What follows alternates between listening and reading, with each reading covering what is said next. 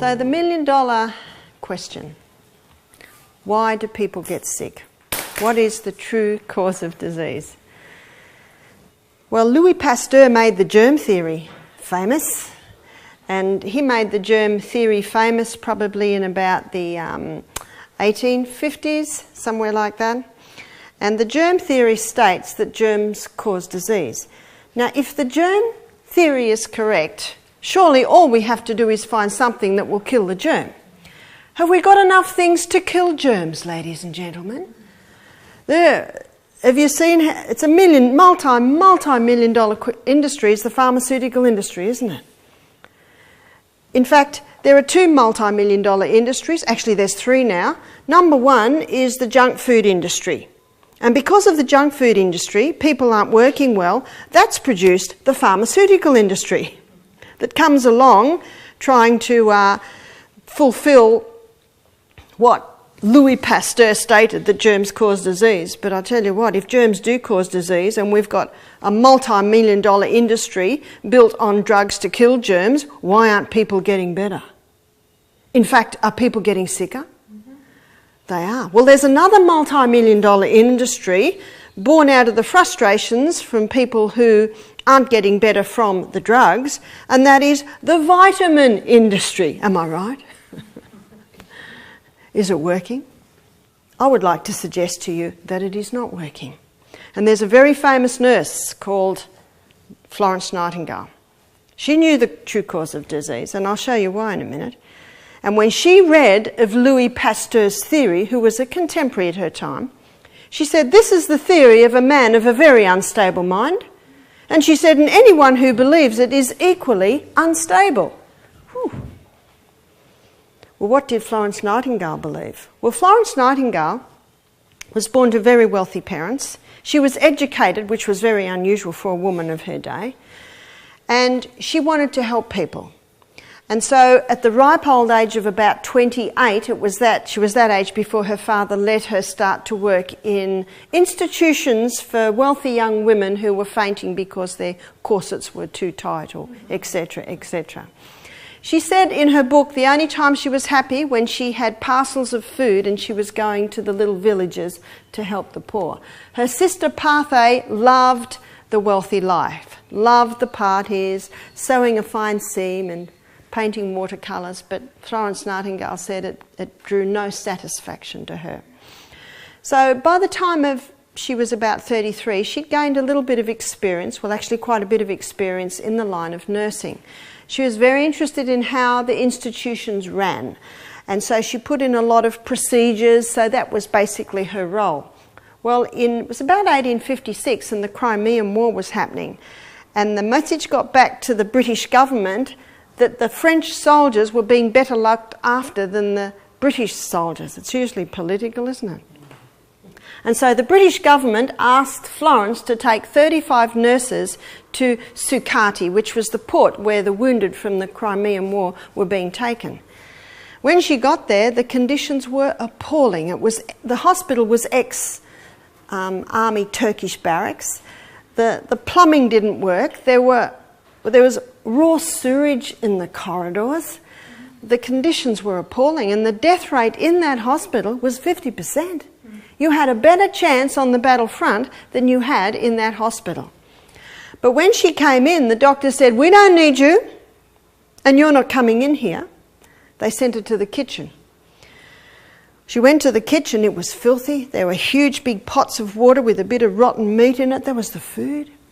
Because the plumbing wasn't working, 30 men were going to one chamber pot. The stench was horrific. She found one man who'd been there 2 weeks and hadn't been attended. They were just overflowing with wounded. So Florence Nightingale did what she could, scrub the kitchen, got the kitchen working. Meanwhile, she telegrammed her father. She said, I want a shipload of clean linen, clean bedclothes, clean mattresses, clean bandages, and a cook.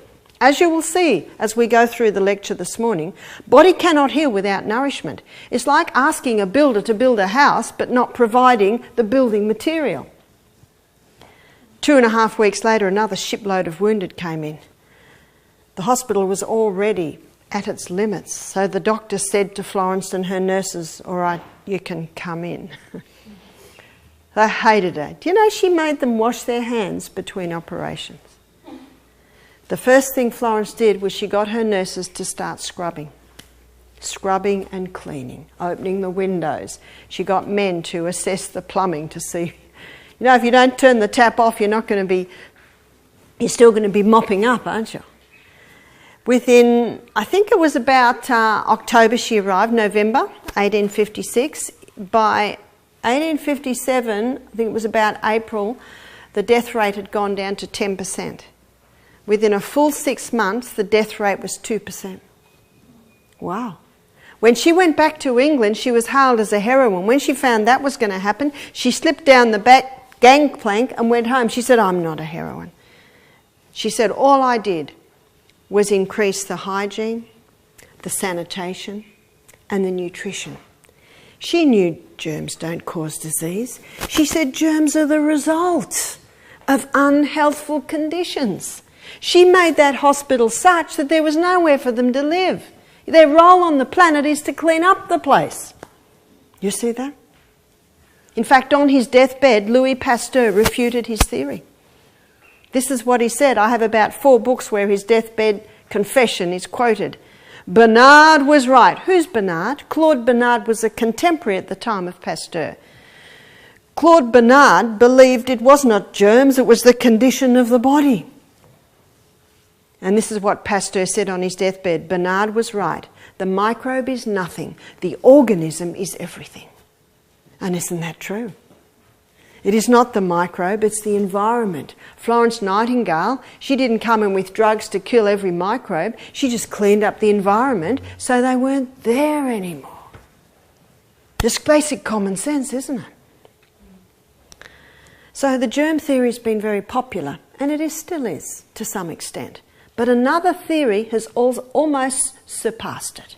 They're actually equal. I call them the 2 Gs. 1953, headlines in the newspaper, "Secret of life has been discovered." Watson and Crick's had been able to unravel the DNA. And from that time on, the second G came in to be blamed as the cause of all disease. It's the gene. Is it the germ or is it the gene? Notice with both theories, it takes away all responsibility on the human being for what is happening in them. So they are very convenient theories.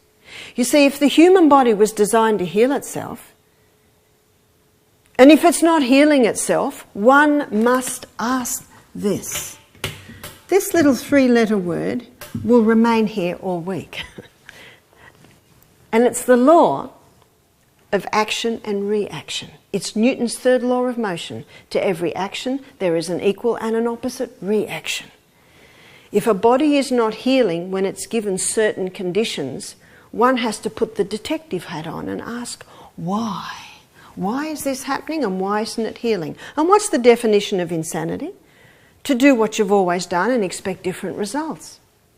If it's not working, change the conditions until the body says, yeah, this works. And as I spoke about last night, you're the doctor. If the body says, I like this, what's it saying? Yeah, do this. Let's have a look at the gene. Here is the cell.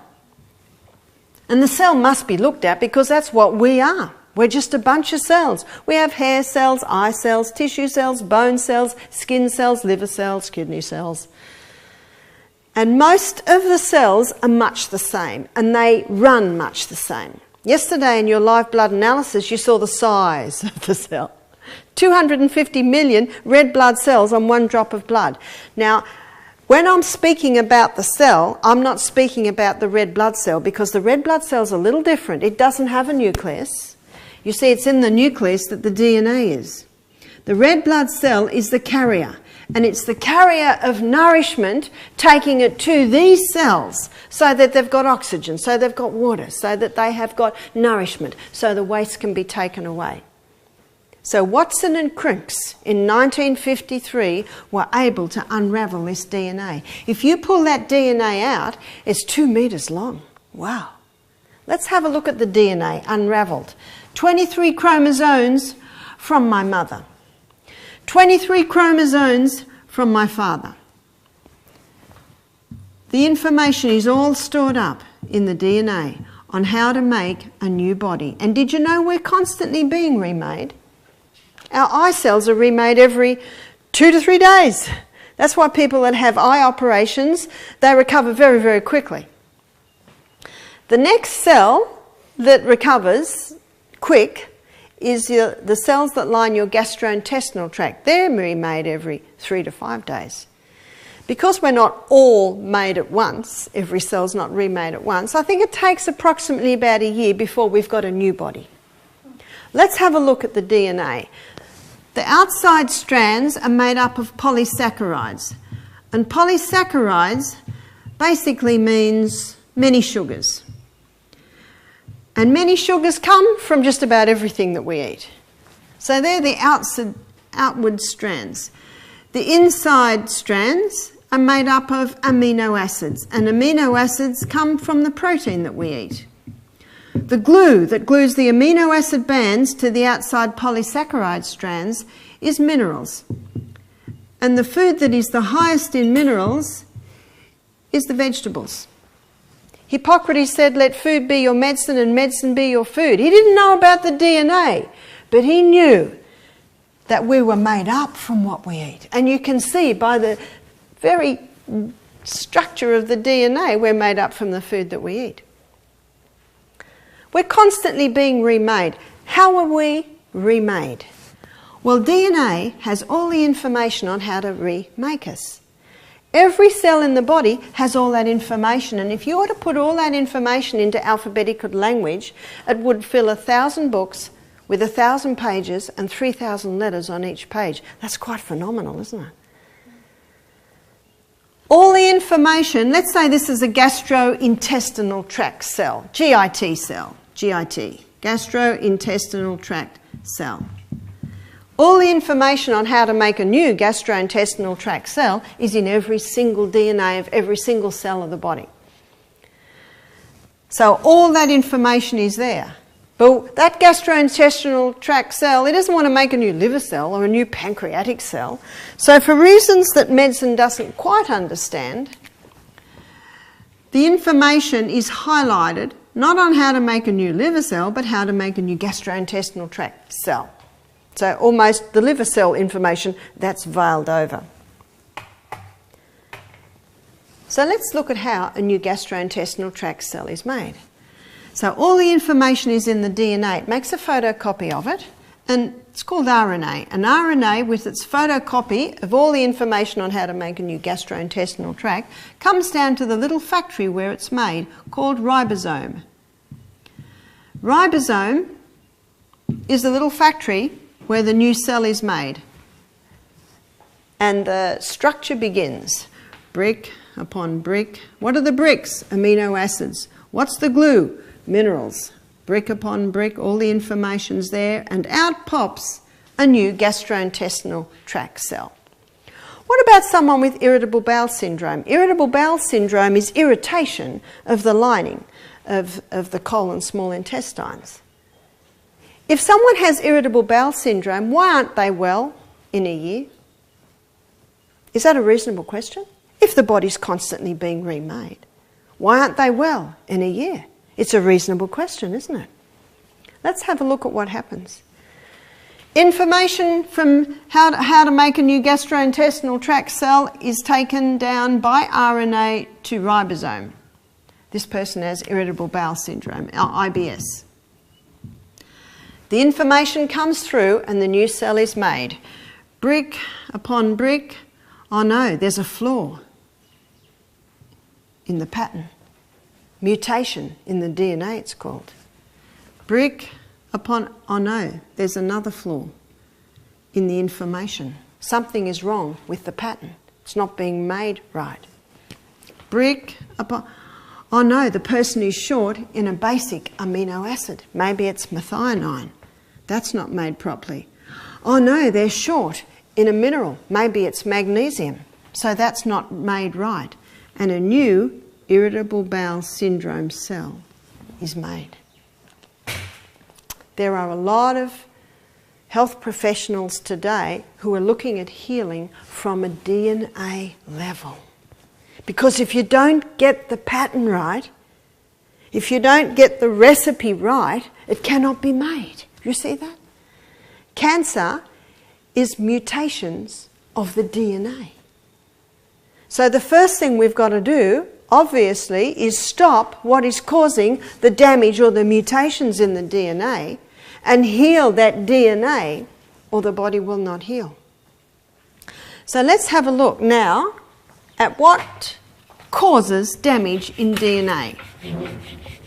Because as I said previously, if you don't turn the tap off, you're still going to be mopping up in the other corner.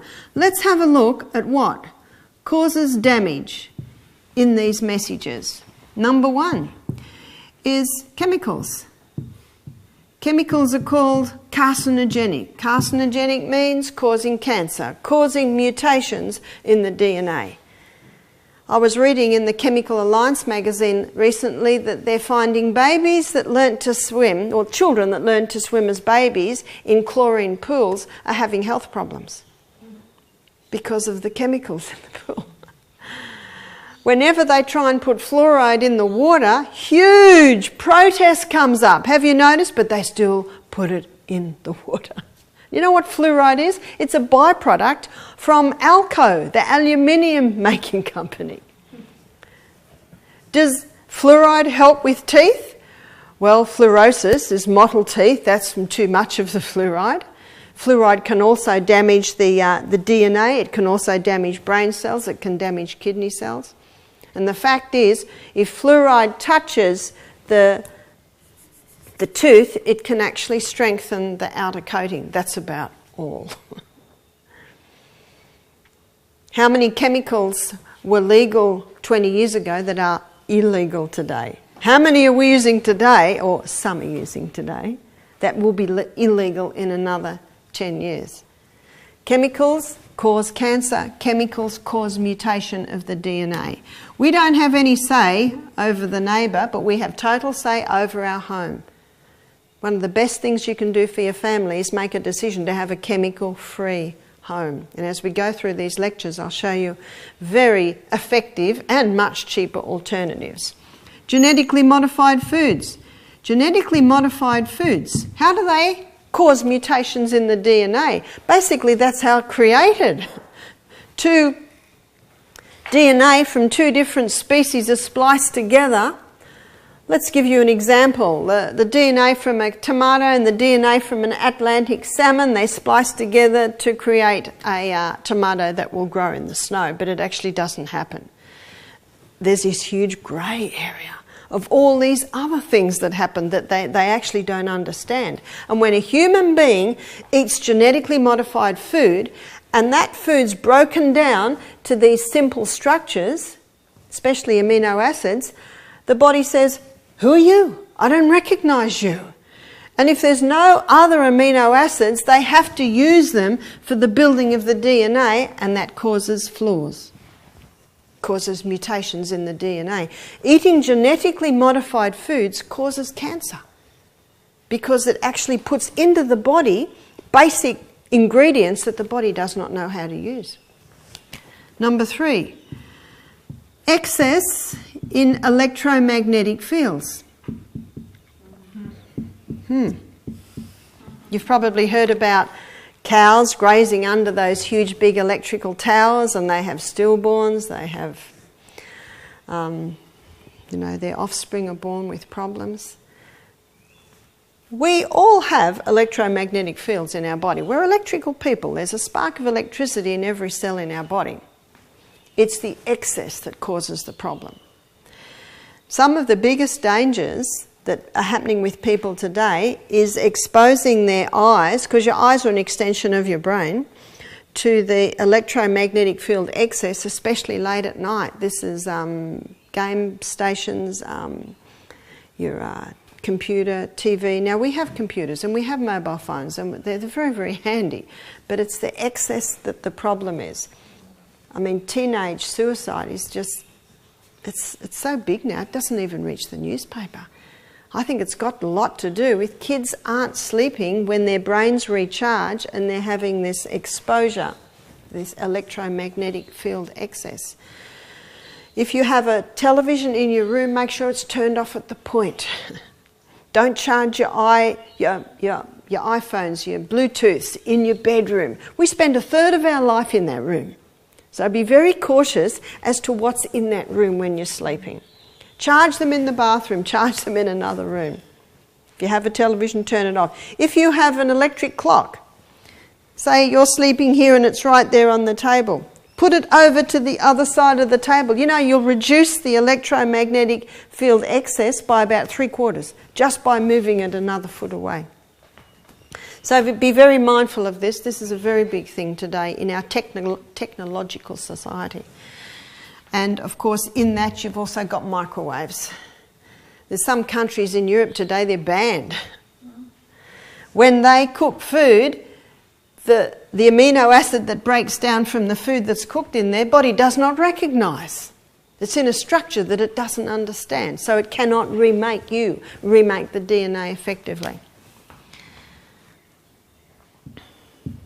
Number 4, and this may surprise you, 92% science is showing today of DNA damage is caused by a mineral deficiency. How could we have a mineral deficiency? Well, in many American homes, it's starting to happen a little bit in Australia, there are no kitchens. It's just freezer to microwave to rubbish bin. When I lived in the Bronx in 2004 and I'd walk every morning, I could never walk along the streets where the garbage delivery was about to be collected because the garbage took up almost the whole of the footpath. And the garbage had been collected actually 3 days before. See, when you've got trays that are going from freezer to microwave to rubbish bin, you got this much rubbish. Because we burn our papers, because we use a lot of natural food and compost all what we don't use in our vegetables, I think I have a tiny little bag about this much once a week. So where's the mineral deficiency coming from? Number 1, it's the way agriculture happens in Australia today. We had a wheat farmer here, his wife, and she said majority of wheat in Australia is grown with superphosphate. Superphosphate in the soil kills the microorganisms. When the microorganisms are killed in the soil, they're the ones that release the minerals out of the soil and into the plant. Superphosphate creates show ponies of vegetables. Looks good, doesn't taste very good. Have you ever tasted an apple off a tree? Flavour's intense. You know what you're tasting? Minerals. Did you taste that cucumber yesterday? Been picked this morning, that morning. Incredible taste. You're tasting minerals. When you taste an apple out of Woolies maybe, or no taste, have you ever done it? I've done it. You eat it and you think, if I had a blindfold on, I wouldn't even know what I was eating. No minerals. It's because of the way that they're grown. And then they're picked too early. Then they're stored for too long. And then often they're cooked too long. And then all the minerals that are there left go in the water and the water's thrown away. But a lot of Aussies are fast food. It's just a fast society. No time to cook, no time to prepare, just fast food, fast food. That's why so many Aussies are mineral deficient. If minerals provides the glue to glue everything together, do you know it's minerals that can be responsible for start healing or bridging the gap in the DNA damage? What else can cause it? Stimulants. Some of Australians' darlings do it. What are some of Australia's darlings? Let's do a little list here. Sugar, refined sugar. How does refined sugar cause DNA damage? It overworks the pancreas. And when the pancreas gets overworked, that actually gives a message to the gene to damage the pancreatic gene so that the children are born with weakened pancreases. So they're the children that are getting hyperactive. They're the children that are getting diabetes when they're 7. They've been born with a damaged gene because the parents and the parents before them overdid the sugar. Most people are overdoing it, not even aware of the danger. You can buy 2 books on sugar, 2 that I know of. One's called Sweet Poison. The other one's called Sugar Blues, because sugar causes the blues. There was a newspaper article not recently that was claiming that sugar was a poison. Caffeine. When I was a little girl, my parents drank tea. But what's the number one favourite drink in Aussie today? Is the caffeine. How does caffeine cause DNA damage? It interferes with the neurotransmitters, and when the neurotransmitters in the brain are constantly being interfered with, that affects the DNA. So that when those parents give birth to children, the DNA is damaged. Where does the weakness go? The weakness goes to brain function. Alcohol.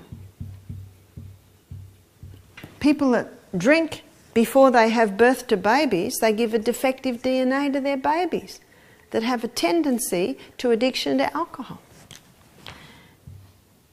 And brain damage. Tobacco. Notice I'm choosing the very socially acceptable ones. Tobacco. Parents that smoke give birth to children with less alveoli in the lungs. They give birth to children that have damage in the little honeycomb that holds all that alveoli together.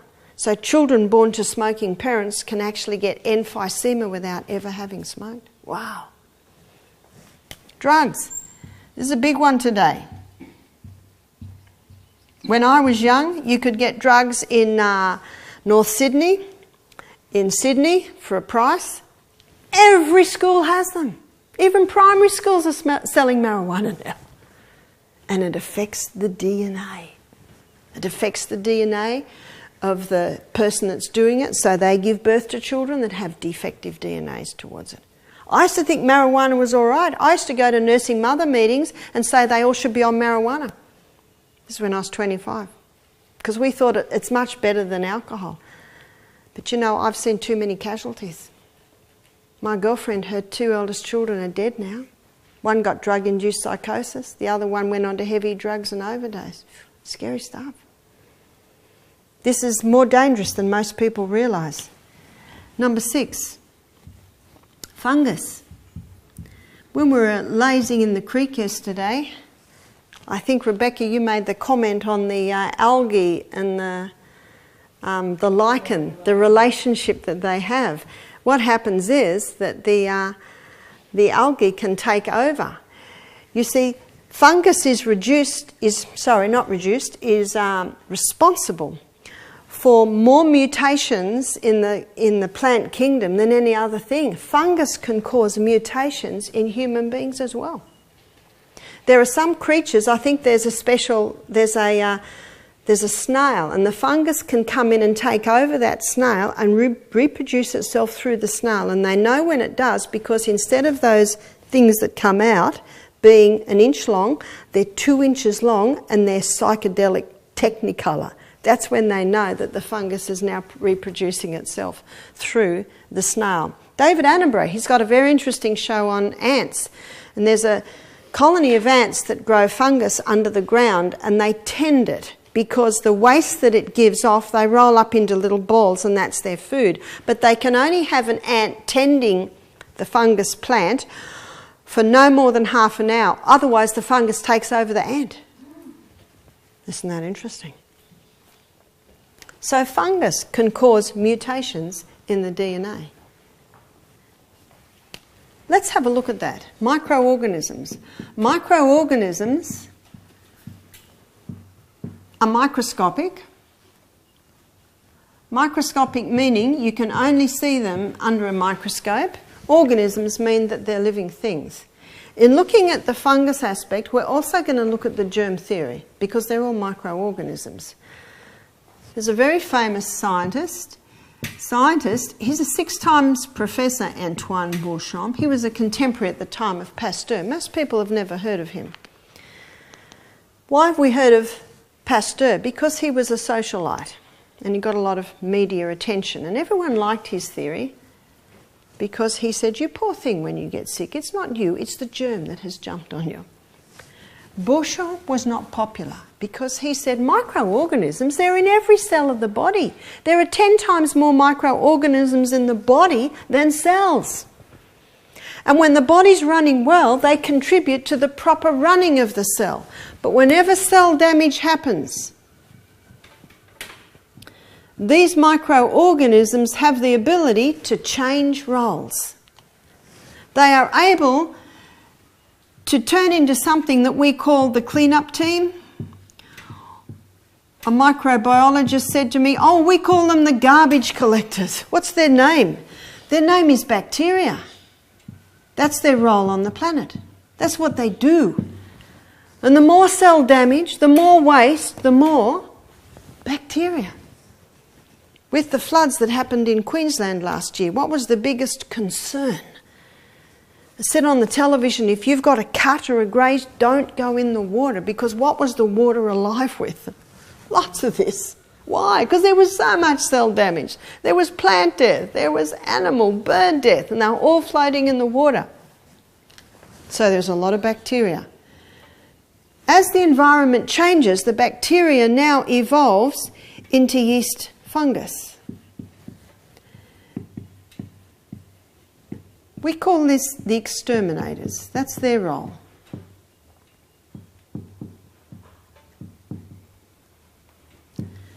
That's what fungus are.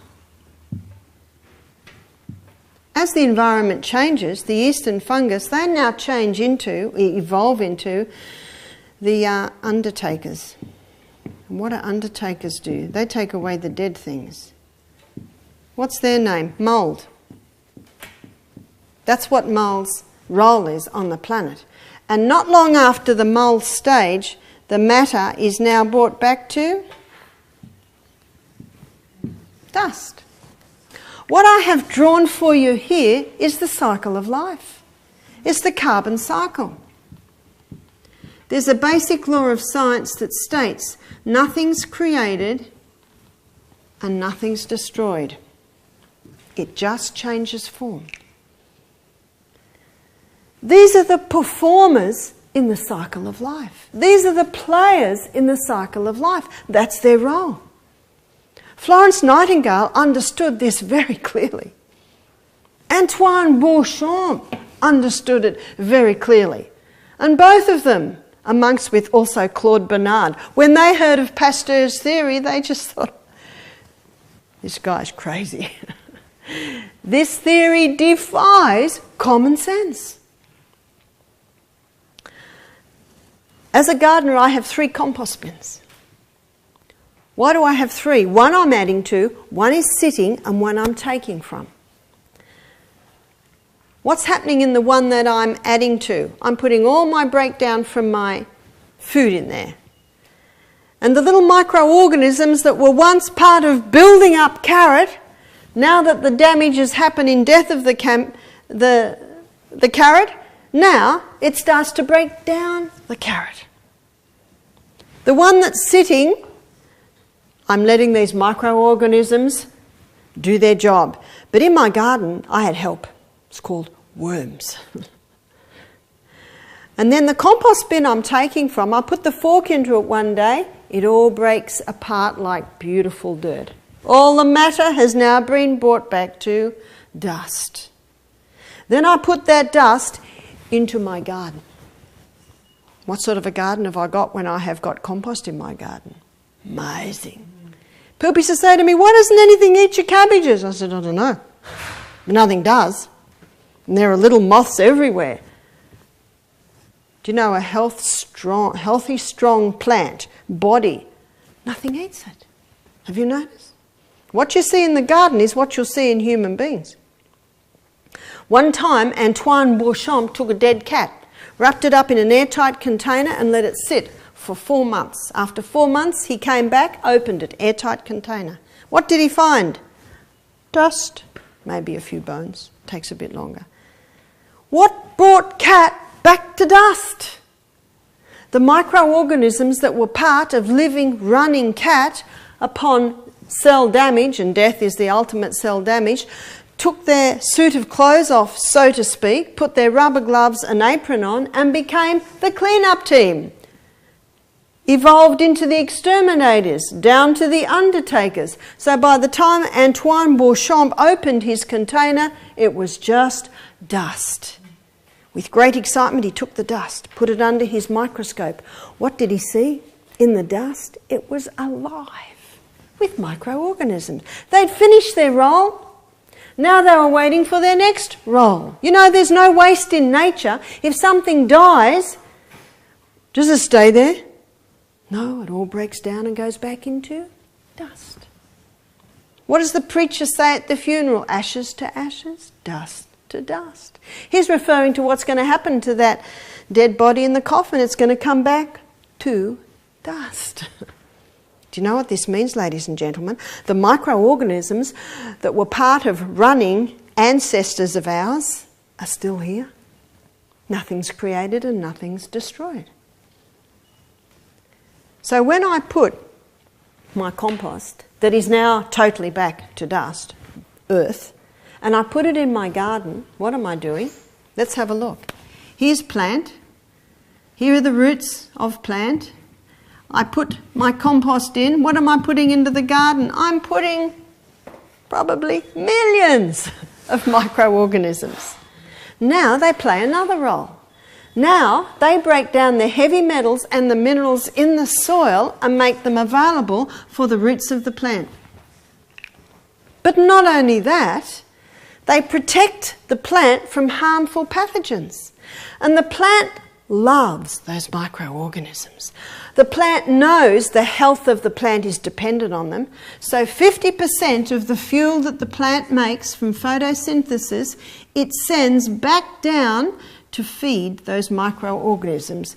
It's almost like, please stay, I'll feed you. I'll give you something nice to eat.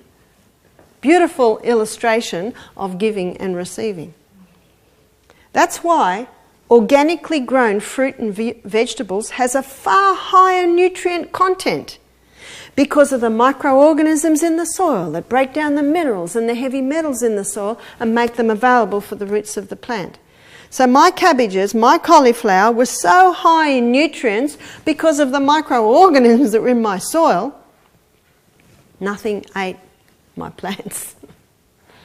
A similar thing happens in our gut.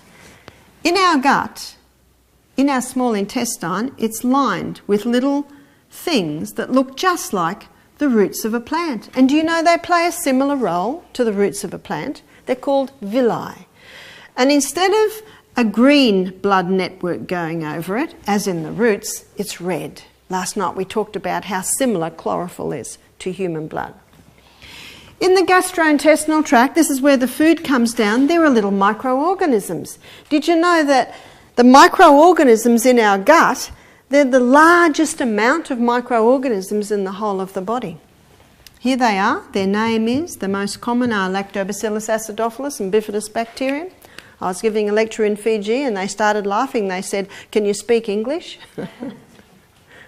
Lactobacillus acidophilus and Bifidobacterium. They're the two main ones. They're the two permanent ones that live in the gastrointestinal tract. Do you know they play a similar role as do the ones in the soil? They break down some of the nutrients in the foods and make them available for your roots, your villi. Enzymes in the mouth break down starch. Enzymes in the stomach break down proteins.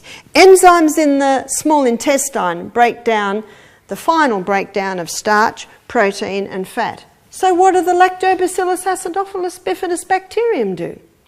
They release something out of the food that those other enzymes don't. They release the B vitamins. Wow. That's why in your cultured foods, like your sourdough bread, like your yogurt, like your sauerkraut, they're high in B vitamins because that's what these healthy bacteria do. How important are B vitamins? Well, we have to magnify inside the cell again. Inside the cell, did you know there's a whole city inside that cell? Inside the cell, there are little furnaces, maybe 2 or 3, where the glucose and the oxygen are burnt as fuel. Let's magnify into that little furnace, into the little energy cycle. It's called the Krebs cycle. So the glucose goes in, and there are 1, 2, 3, 4, 5, 6, 7, 8, approximately 9 little chemical reactions before the energy comes out. We've got 100 trillion cells in the body. So that's the magnification we're looking at. Every single one of those chemical reactions requires a B vitamin. Okay, let's put all this into perspective. Let's say someone's low in Lactobacillus acidophilus bifidobacterium. They won't be getting their B vitamins. And if they're not getting their B vitamins, the energy cycle in their cell isn't going to be running efficiently. And what are their energy levels going to be like? It's the most common complaint that I get from people. I've just got no energy. Why? Ladies and gentlemen, we should leap out of bed in the morning, whether we're 9 or 90. If you don't, put the detective hat on. Why not? Is it because you're low in B vitamins? Why are you low in B vitamins? Oh, is it because you're low in Lactobacillus acidophilus bifidobacterium? Why are you low in B vitamins? I mean, Lactobacillus acidophilus. Well, let me tell you some of the things that wipe them out. Refined sugar does a great job. Caffeine, alcohol, tobacco, they all do a very great job. But there's one drug that's the best at wiping these guys out, and it's antibiotics.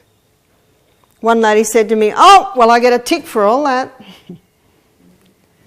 Rudyard Kipling wrote a whole poem on it. I won't give you the whole poem, but I'll give you the first stanza. I have 6 trusty serving men. They taught me all I know. Their names are what, why, when, where, how, and who. Take your 6 trusty serving men with you everywhere you go. And if the specialist gets impatient at your questions, arise, politely excuse yourself, leave, and don't pay the bill. Because you're employing him. Would you pay the plumber if he didn't plumb his plumbing properly? We, the consumer, have a lot of power, more power than we think. Are you starting to see, ladies and gentlemen, that rather than being the enemy, these guys are responsible for the life cycle on planet Earth? They are not the enemy.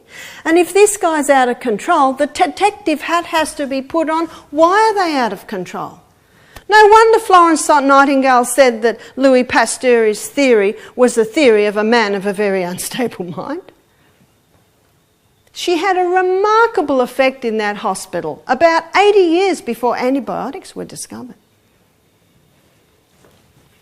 Let's pursue antibiotics and look at their role. Let's look at what they are and the effect that they have. And we must look at them because 1% of doctors today are saying that they caused more problems than they ever cured. They're one of the enemy. That's one of the chemical warfare that comes to kill off these nasty guys that are blamed for the cause of disease. Yeah? Let's have a look at an antibiotic.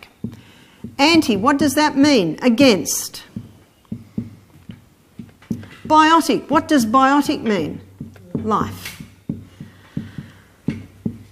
Ladies and gentlemen, if we're living organisms, we have to get away from this kill mentality, because anything that has the ability to kill a small organism has the potential to kill a large organism. And what are we? The large. Where did antibiotics come from? Who discovered them? Alexander Fleming, 1929. Notice this is about 80 years after Florence and Antoine Beauchamp and Claude Bernard. Do you know truth doesn't change? Truth just gets added onto. Truth never contradicts itself. So what truth does with Florence Nightingale is it builds on it. It explains why she got the results she did. It doesn't go against it, does it? You can't deny what she did. Alexander Fleming, 1929. He's growing bacteria in flasks in his laboratory. He comes in one morning and they're all dead. And he knew Newton's third law of motion. To every action there is an equal and an opposite reaction. Why did my bacteria die? He looked around, he looked on the top story, or the story above his room, and there was an open window. And in the open window there's a plate of fruit. And in the plate of fruit there was a mouldy orange. Do you remember this from school days? What does an orange do with mould on it? The mould gives off a spore. What's the spore? The spore is in the dust, but there's something else in that dust. There's a highly toxic gas. a poisonous gas designed to kill off anything that would compete with the mole's food source. It's as if the mole says, this is my orange and no one else is going to get it. What else would try and get the orange? Other yeast, funguses, bacteria. And that dust settled on Alexander's bacteria and killed it. Alexander Fleming called the mould penicillium. Alexander Fleming called the mould waste. Remember, the mould waste is more toxic than the mould. And he called the mould waste penicillic acid. That penicillic acid is the penicillin that we know today. Penicillin has saved the lives of thousands, granted. But we've got a problem today. It's the overuse of the antibiotic and the inability of the physician to ask, why are these guys so out of control? It was antibiotics that set me on the path of natural remedies. My first daughter Emma was 16 months old. She got an earache. Even though I was a back-to-nature hippie lifestyler, I didn't know what to do when the child got sick. And my nurse's training said, I've got to kill whatever's causing this. And everyone said to me, don't play with the ears, she'll go deaf. Do you know medicine is based on fear? Why did I run to the... Because they said she'd go deaf. See that fear thing? 6 weeks later and 4 courses of antibiotics later, Emma's earache came back. But I didn't know what else to do. And the fear of she'll go deaf. As the doctor's writing the 5th course of antibiotics, I don't want this. I'm a back-to-nature hippie lifestyler. I don't want my baby to have drugs. But see the fear that was driving me? She might go deaf. I said to the doctor, will my daughter be on antibiotics for the rest of her life? Am I coming to that conclusion? What's the definition of insanity? To do what you've always done and expect different results. He was challenged by my statement. I wonder how long this would have gone on if I hadn't challenged him. I know how long it goes on. One lady said to me 22 courses of antibiotics her baby had in the first year of life. Oh, that hurt. Do you know there's a lot of information coming out in the newspaper saying that guts never recover because you're throwing out that balance. And that balance is necessary. That's ecology. We've got to get a balance of these guys. So the doctor said to me, I'll give you a referral to an ear, nose and throat specialist. The ear, nose and throat specialist looked in Emma's ears, looked in Emma's mouth, said, the child's teething. Give her these drops to keep the eustachian tubes clear. And there was no more earache. So 2 years later, when my next son got an earache, I did not go to the doctor. I decided to, instead of exploring the fear avenue, I explored the faith avenue. And faith is the substance of things hoped for, the evidence of things not seen. I believed that I could overcome my child's earache the same way the 85-year-old lady did when she was a little girl. So I visited her. I was 25, she's 85. I said, what did your mother do when you had an earache as a little girl? She said, oh, Mum would steam up an onion on the stove and wrap it on my ear. I ran home, I steamed up the onion, I put it on James' ear, he fell asleep, he slept for 2 hours, he woke up, happy, no more earache. Wow. I was so impressed. I was 25. And that changed my life. Never again did any of my children. I raised 6 children and then I remarried and I raised another 2. None of them ever have drugs after that and they're all still alive. And stronger and healthy for it. You see, the body is designed to heal itself. We need faith in the body, not fear of all the things that could go wrong. If the body's not healing, you make some adjustments till you start to get some responses. I believe that antibiotics should be kept for last resort, life-saving measures. The human body can cope with 1 or 2 courses in a lifetime. Moment of silence to sink that one in. 1 or 2 courses in a lifetime. My son James went to the doctor recently, his arm swelled up, he put a poultice on it like Mum did and it went down, but there was a little ball there. The doctor said, oh, it's bursitis. take this antibiotic. James said, I've never taken an antibiotic in my life and I'm not about to start. Wow, how rare. He got to 33 years of life. He's just turned 34 with no antibiotic. That's almost unheard of. Went home and rang Mum. I said, joint, try ginger. Well, it's down now. Potato didn't bring it down? We'll look at all that tomorrow night. Let's try ginger. Can you see you try different things? What's the body saying? This is the one I like. And the great thing is there's a whole lot of little things you can do. And if this isn't working, we change it. I raised 8 children. What you did to one, you couldn't do to another. You know, and how you treated one, you couldn't. It's all different. That's why you're the doctor. There's no one like you on planet Earth. No one else like you. Never think you're not special because there's no one like you. What is mould waste? Medicine calls it a mycotoxin.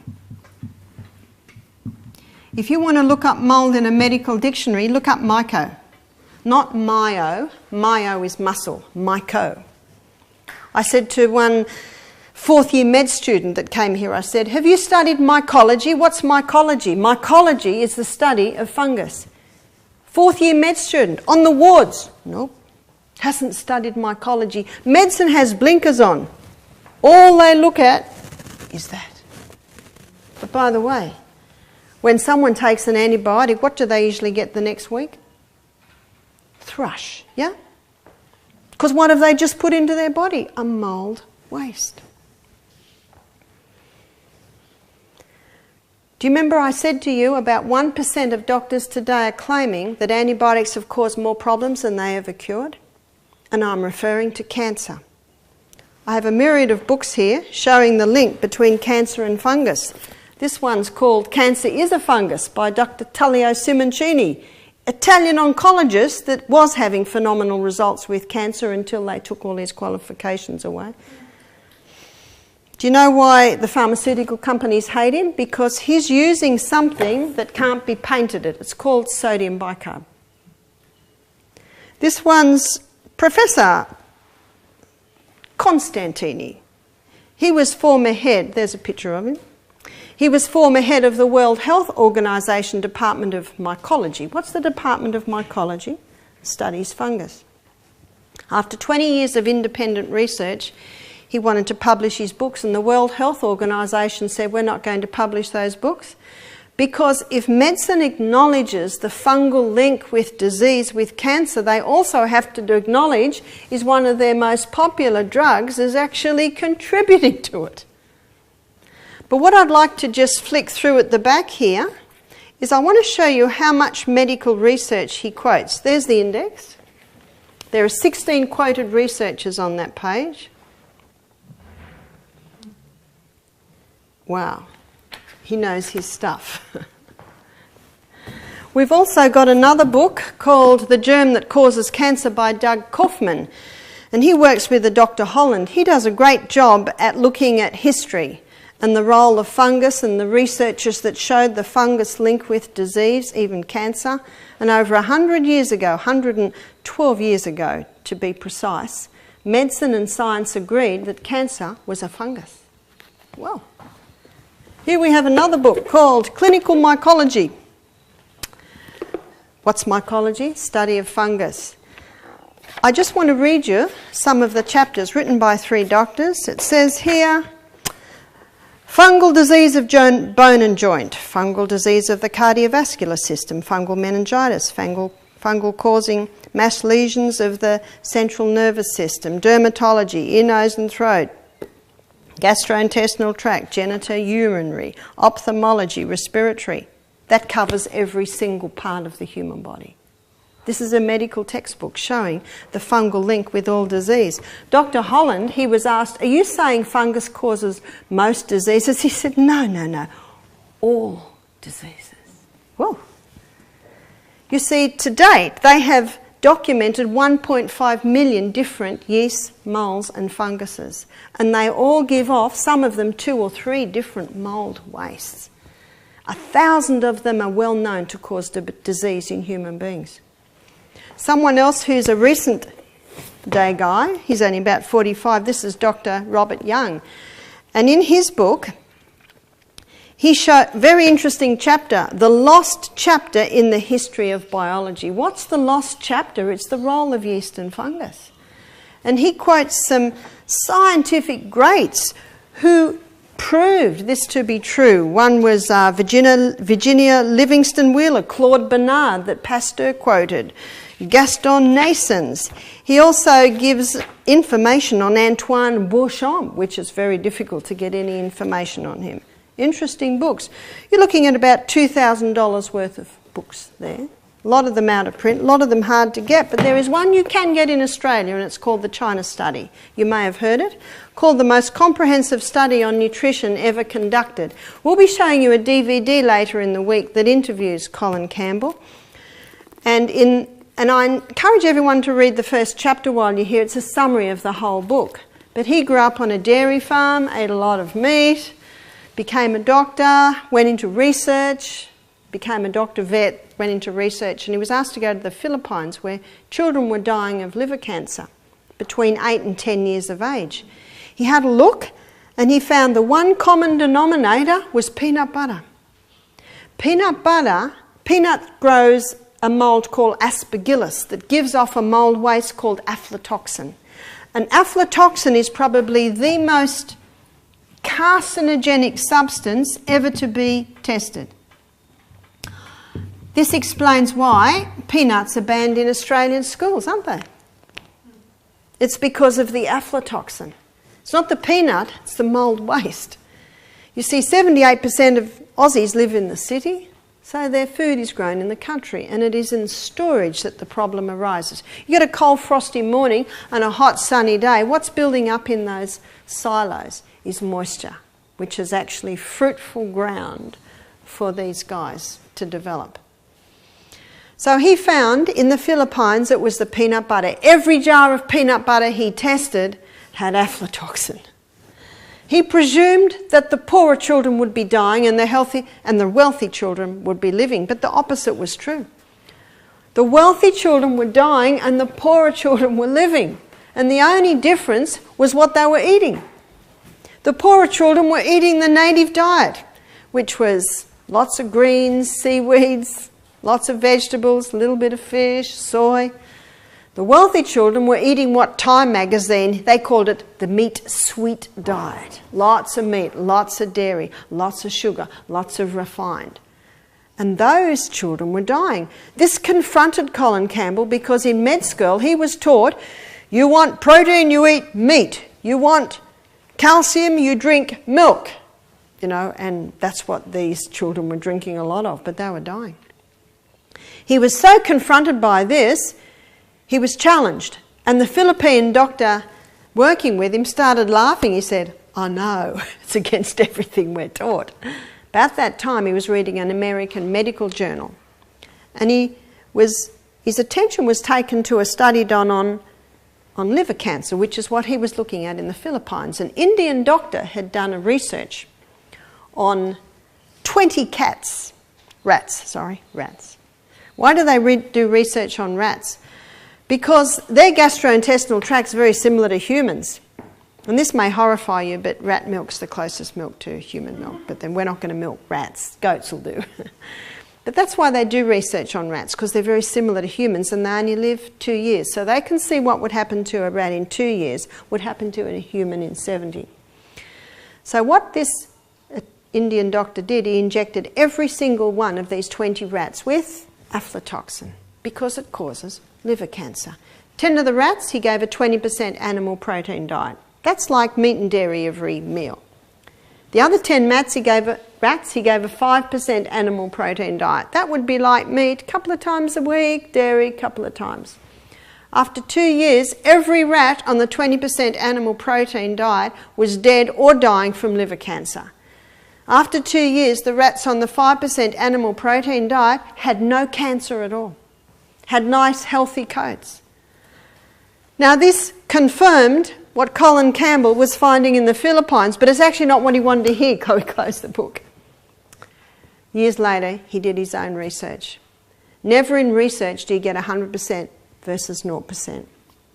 Every rat on the 20% animal protein diet. He did hundreds, died of liver cancer. Every rat on the 5% animal protein diet, no cancer. He did another section, 20% vegetable protein, no cancer. So he kept refining it down, down, down. There was something in meat and dairy products that accelerates cancer growth. But again, not in a small amount, only in a large amount.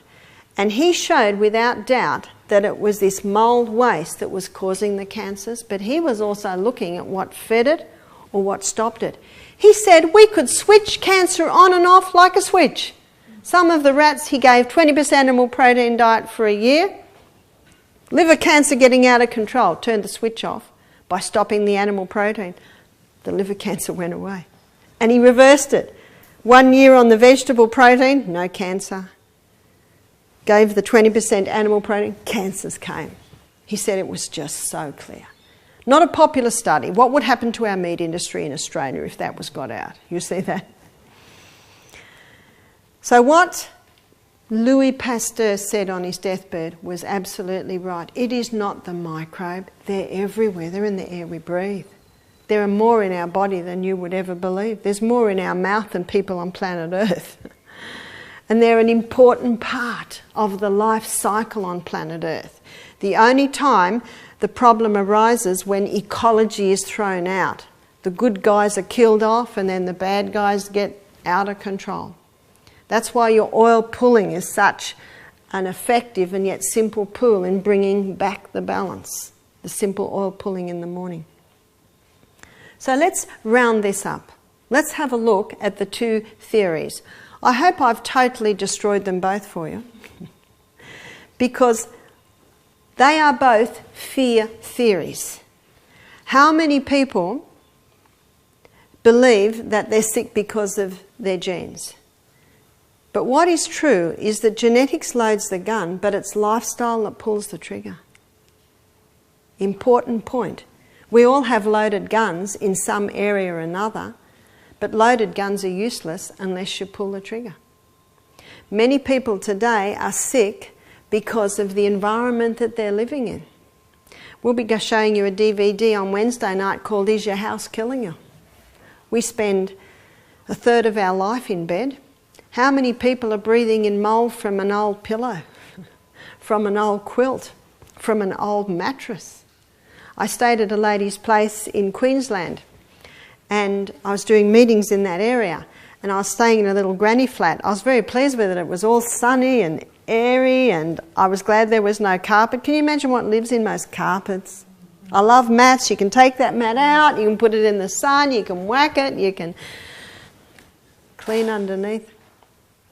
I went to bed that night and I laid down, beautiful sheets. I love cotton sateen sheets. It was all lovely. And I couldn't breathe.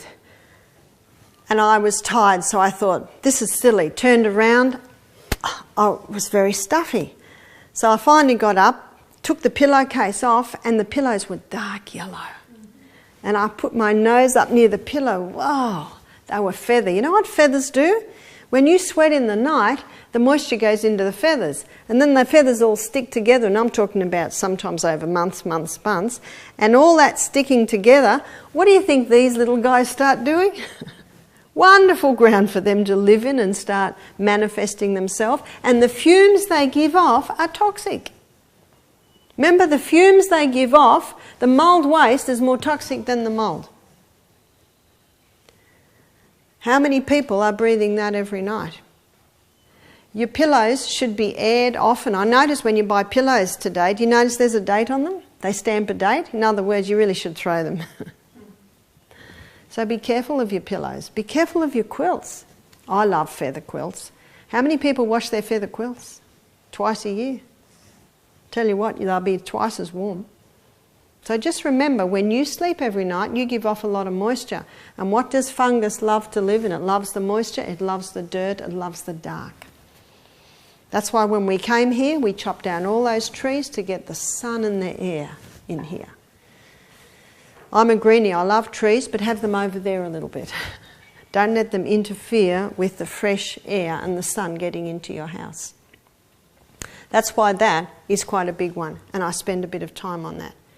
And your eyes will be open when you watch Is Your House Killing? It was an SBS show on television probably about 18 months ago. There are 7 in the series. And the team come into a house, and because the children are always sick, children are down there, you know, they get it a little bit more when they're down there. The team come in, test the air, and they do the classic statement, you've got to get out of this house. Your house is killing you. So they pack their bags, they've got to leave that day. Then they start pulling boards off, and there's dripping taps and black mould underneath. You should see how they're dressed. They're dressed like they're from outer space. They've got big breathing apparatus, totally covered, because that mould, you can breathe it in. It can get through the pores of your skin. Never touch anything mouldy. Get tongs. Go like this, because you can breathe it in as well. Discard it and get it out immediately.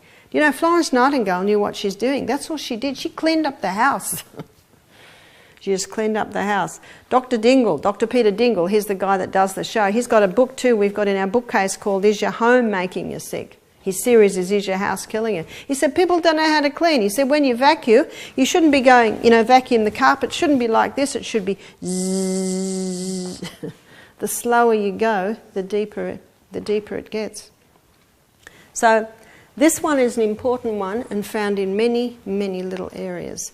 And the ramifications of the effect of this fungus are so far-reaching as these books that I've alluded to tell you.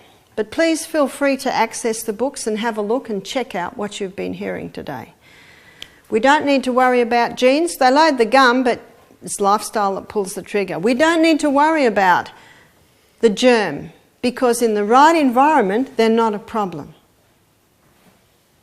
When you take away the fear of disease, you can start to step into the faith area of disease. The human body will heal itself if you give it the right conditions. This week, we're going to explore those conditions. And in the next lecture, we're going to have a look at your body's garbage disposal units on how to get rid of the waste. One of your best decisions of your life was to come here, because we're going to do to your bodies what Florence Nightingale did to the hospital in Sukati, cleanse. Clean up the house so there's no way for these guys to live. So please have a break and we'll come back in 5 minutes.